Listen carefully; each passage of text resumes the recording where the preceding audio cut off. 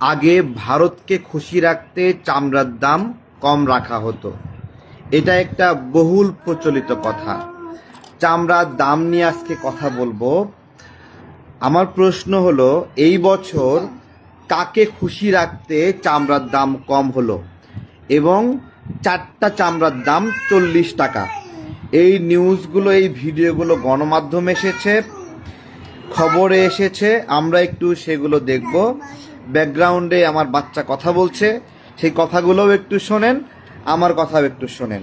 আমরা প্রথম যে ভিডিওটি দেখব, কয়েকটি ভিডিও চামড়া নিয়ে আজকে কথা বলবো, অনেকগুলো সম্পূর্ণ কথা আছে, সেগুলো আমরা শুনবো। 4টা চামড়া 50 টাকা গাড়ি ভাড়া দিয়ে আসছি, 40 টাকা আমি বিক্রি করি। সরকার তো টিভি বলে, টিভি কি মাল দেয়? টিভি তো আর মাল দেয় না, মাল দেয় ট্যানারি আলাদা। 1300 টাকা করে রেট দিচ্ছে, লবণ খরচ আমাকে 300 টাকা করে, 1600 টাকা খরচ করছি। তাহলে এই মালটা ঢাকা তার সাথে সরকারের একাদশ সামঞ্জস্য না হলে তো সেটা হয় না। সরকার বলে যে 1300 টাকা করে মাল দিবে বা 1100 টাকা করে মাল দিবে, ট্যানারি আলোতেই হয় মাল নেয় না, ট্যানারি আলো 300-400 টাকা কমে দেয় মাল। আর ওদের বেচা কেনাই কম, বেচা কেনা খারাপ। অ্যাডভান্স পাইনি, বরঞ্চ গত বছরে কেউ কেউ টাকা এখনো পাইনি, গত বছরের টাকা পেমেন্ট দিতে পারিনি। এই অবস্থা, মাল দেরি করে মাল বেচা কেনা হয় না, শিপমেন্ট যায় না, টাকা পয়সা আসে না, এই জন্য অনেক পেমেন্ট দিতে পারে না, এই জন্য সমস্যা। 1300 টাকা করে রেট দিচ্ছে, লবণ খরচ আমাকে 300 টাকা করে, 1600 টাকা খরচ করছি। তাহলে এই মালটা ঢাকার টাকা দিবে, প্রধান উপদেশের কাছে বেচবো না বাণিজ্য উপদেশের কাছে বেচবো, অর্ডার চামড়া কিনে না। এখন আমাকে চামড়া লবণ কমন দিয়ে খুব কঠিন অবস্থায় আছে। এখন আল্লাহ কি করে, কিভাবে বিক্রি করবো?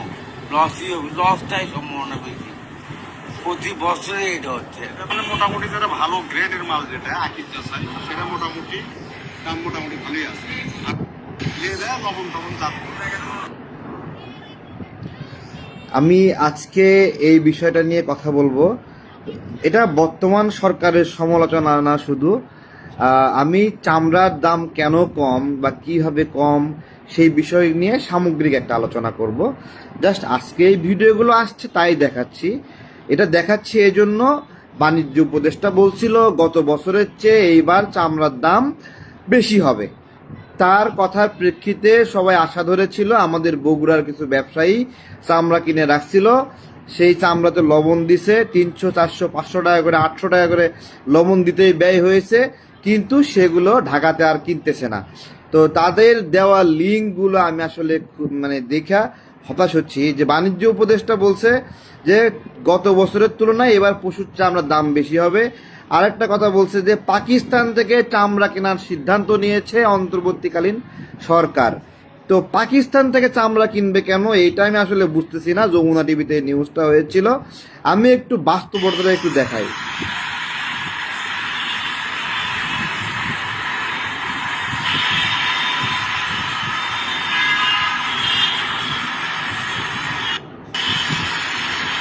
এটা হলো রাস্তায় চামড়া ফেলে রেখে গেছে, একবারে দামি দামি মোটা মোটা চামড়া ফালায় রেখে গেছে। সেই চামড়াগুলো সিটি কর্পোরেশন ক্রেন দিয়ে এইভাবে ঠেলে সরায় রাখতেছে। ঠিক আছে, এইটা হলো একটা বিষয়। আর একটা ভিডিও আমরা দেখব, এই ভিডিওটাই শেষ ভিডিও। এই যে দেখেন, কোরবানির চামড়ার দাম না পাওয়ায় নদীতে ফেলে দিচ্ছেন ব্যবসায়ীরা। রবিবার সকালে কুমিল্লার 14 গ্রাম উপজেলার রাজার বাজার ব্রিজের ওপর থেকে কাকড়ি নদীতে বিপুল পরিমাণ চামড়া ফেলে দেন তারা। মুহূর্তেই সামাজিক মাধ্যমে ছড়িয়ে পড়ে এর ভিডিও। এ সময় ব্যবসায়ীরা বলেন, সরকার একটি চামড়ার দাম 1150 টাকা বললেও এখন 50 টাকায়ও নেয় না কেউ। 50 টাকায়ও নেয় না কেউ। 4টা চামড়ার দাম 40 টাকা, রিক্সাওয়ালা লাগছে 50 টাকা।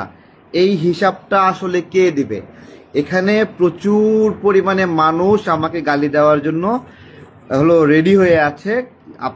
আপনারা আমাকে গালি দেন, আর যেটাই করেন, শুধু এখন না, বেশ অনেক দিন যাবৎ চামড়া নিয়ে এই কারসাজি হচ্ছে। মূলত চামড়া হলো মুসলিম অর্থনীতির একটা অংশ। মুসলিম অর্থনীতি কি এবার আমি বলি। মুসলিম অর্থনীতি হলো আমাদের এতিমদের কোরআন শিক্ষার একটা অর্থনীতি। মুসলিম অর্থনীতি আরো কি, চামড়া বিক্রির টাকা দিয়ে গরিবদেরকে দেওয়া হয়। এইটা হলো মুসলিম অর্থনীতির এই অংশ।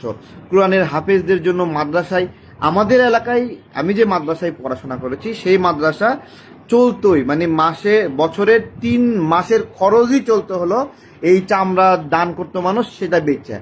সেই অর্থনীতি পুরাপুরি ধস মানে ধস, এবং সেই অর্থনীতি আজকে গত অনেক বছর যাবত ধস নেমে আছে। কিন্তু এই বছর যে ধসটা নামলো, এই রকম ধস বিগত কোনো সময়ই হয়নি। অথচ এই বছর চামড়া নাকি পাকিস্তান থেকে কেনা হবে, বাংলাদেশের প্রয়োজন, এই কথাগুলো বলা হচ্ছে। আজকে আমি দেখাবো, আমি গতদিন জুতা কিনেছি, এক জোড়া জুতা কিনেছি 2500 টাকা দিয়ে। এটা হলো আমাদের বগুড়ার লোকাল একটা ব্র্যান্ডের জুতা, 2500 টাকা। এটা যদি এই মানের জুতা যদি আমি অ্যাপেক্স বা বাটার কিনতাম, আমাকে মিনিমাম 5000 টাকা দিতে হতো। আমার কথা, একটা গরুর চামড়া দিয়ে কত জোড়া জুতা হতে পারে? কমপক্ষে 10 জোড়া জুতা হবে একটা গরুর চামড়া দিয়ে। যদি 10 জোড়া জুতা হয়, তাহলে 10 জোড়া জুতা, আমি লোকাল ব্র্যান্ডের বললাম 2500 টাকা করে লাগছে, তাহলে 10 জোড়ার দাম কত বলেন? কত টাকা হচ্ছে? অনেক টাকা, 25,000 টাকা। অথচ একটা চামড়া সেটা 50 টাকা 100 টাকায় অথবা দাম না পেয়ে ফেলে দিতে হচ্ছে। একটা চামড়া প্রক্রিয়াকরণ করতে গরুর চামড়া 8 কেজি লবণ প্রয়োজন হয়, ছাগলের চামড়া ছোট হলে 3 কেজি, বড় হলে 4 কেজি প্রয়োজন হয়। এবার আপনারা বলেন 8 কেজি লবণের দাম কত? সেই চামড়া সংরক্ষণ, প্রক্রিয়াজাতকরণ, পরিষ্কার করা, সামগ্রিক লেবারের খরচ কত? সেই হলো অবস্থা। আজকে আপনাদেরকে একটা পয়েন্ট ধরাই দেই, এই বছরও কাঁচা চামড়া রপ্তানি বৈধ করা হয়েছে ভারতে। আমার কথা, কাঁচা চামড়া রপ্তানি ভারতে বৈধ করলেন। ভারতে যদি রপ্তানি বৈধ করেন, তাহলে চামড়ার দর ধরতে হবে মিনিমাম 1500 টাকা, 2000 টাকা, মিনিমাম 1500। যেহেতু আপনি রপ্তানি করতেছেন, দেখেন আপনি দুই দিকে ক্রাইম করছেন। একদিকে ভারতে রপ্তানি চালু করছেন, কিন্তু বাংলাদেশের ভিতরে চামড়ার দামটা সঠিক জায়গায় নিতে পারেন নাই। যদি আমি বলি যে আপনারা এই জায়গায় ব্যর্থ হয়েছেন, এটা আমার কত বড় অন্যায় কথা হবে বলেন? তো বড় বড় কথা, গাল গল্প, এগুলো অনেক বলেছেন চামড়ার বিষয়ে। আপনারা এই সময়ে মূল্যায়ন করতে ব্যর্থ হয়েছেন। মুসলিম অর্থনীতি, কোরআন শিক্ষা, এতিমদের অর্থনীতি রক্ষা করতে ব্যর্থ হয়েছেন, এবং এইটা মাদ্রাসায় আর একটা পয়সাও বেনিফিট দিচ্ছে না, এখন এতিমখানায় বেনিফিট দিচ্ছে না। বাংলাদেশের নাগরিক, বাংলাদেশের রাজনৈতিকবিদ, তাদের সবাই মিলে চিন্তা ভাবনা করে এই ব্যবস্থাপনায় আসা দরকার যে আমরা এই যে চামড়া, সারা বিশ্বের একটা শক্তিশালী চামড়া শিল্প, সেই শিল্পটা আমরা কিভাবে রক্ষা করব, কিভাবে উদ্ধার করব, সেই গবেষণা হওয়া দরকার। আজকে আমাদের এখানে বড় বড় জুতার কোম্পানি হচ্ছে, তাদেরকে জবাবদিহি করতে হবে। আকিস কোম্পানি চামড়া নিয়ে বড় কারবারি করে, আকিস কোম্পানি, তারপরে অ্যাপেক্স, তারা জুতা বানায় এবং তারাও মনে হয় সম্ভবত কাঁচা চামড়াও কেনে। তো আমার কথা হলো, এই বড় বড় কোম্পানিগুলো জুতার দাম নির্ধারণ করার ক্ষেত্রে অনেক উচ্চ মূল্য নির্ধারণ করছে, কিন্তু প্রান্তিক পর্যায়ে দাম দেওয়ার ক্ষেত্রে এত কম দাম দিচ্ছে কেন? সরকারের চেয়েও এই কোম্পানিগুলো শক্তিশালী হয়ে গেল, এটাই হলো জিজ্ঞাসা।